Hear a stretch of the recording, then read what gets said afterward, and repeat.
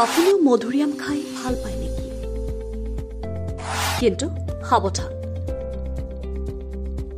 মধুৰিআমে লৈ আহিব পাৰে ভয়ংকৰ বিপদ। আপোনাৰো যদি আছে এই সমস্যা, তেন্তে ভুলতেও নাখাব মধুৰিআম।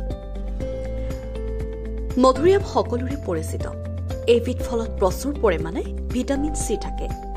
পুষ্টি গুণেৰে ভৰপূৰ মধুৰিআম স্বাস্থ্যৰ বাবে উপকাৰী। বিভিন্ন ৰোগ প্ৰতিৰোধ কৰাৰ ক্ষেত্ৰতো মধুৰিআমে সহায় কৰে। বিশেষকৈ মধুৰিআমে এণ্টি অক্সিডেণ্টৰ কাম কৰে। বিভিন্ন গৱেষণাৰ মতে মধুৰিআমৰ পাতৰ ৰসে হৃদযন্ত্ৰ ভালে ৰাখে। পিছে এইবিধ ফলত থকা কিছুমান উপাদান সকলোৰে বাবে উপকাৰী নহ'ব পাৰে।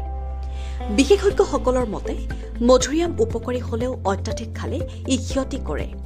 সেয়েহে মধুৰিআম বেছিকৈ খালে পানী খোৱাৰ পৰিমাণ বঢ়াব লাগে। কিছুমান সমস্যাত মধুৰিআম খোৱাটো ক্ষতিকাৰক। চৰ্দি, কাহ বা পানী লগা সমস্যা থাকিলে মধুৰিআম নাখাব, কিয়নো মধুৰিআম ঠাণ্ডা। গৰ্ভৱতী মহিলাসকলে মধুৰিআম খোৱাটো অনুচিত। এইবিধ ফল অত্যাধিক ফাইবাৰযুক্ত হোৱাৰ বাবে ই হজমত সমস্যা কৰে। পেটৰ সমস্যাত ভুগি থাকিলে মধুৰিআম নাখাব। ইয়াত থকা পটাছিয়াম আৰু ফাইবাৰে পেটৰ সমস্যা থাকিলে ক্ষতি কৰে। মধুৰিআম অত্যাধিক খালে পেট ফুলাৰ আশংকা বাঢ়ে।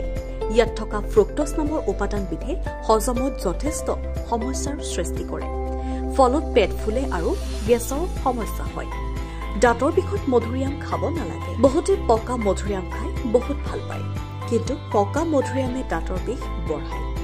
যিসকলৰ এজমাৰ সমস্যা আছে তেওঁলোকে মধুৰিআমৰ পাতৰ ৰস খাব নালাগে। News desk report, NDTV।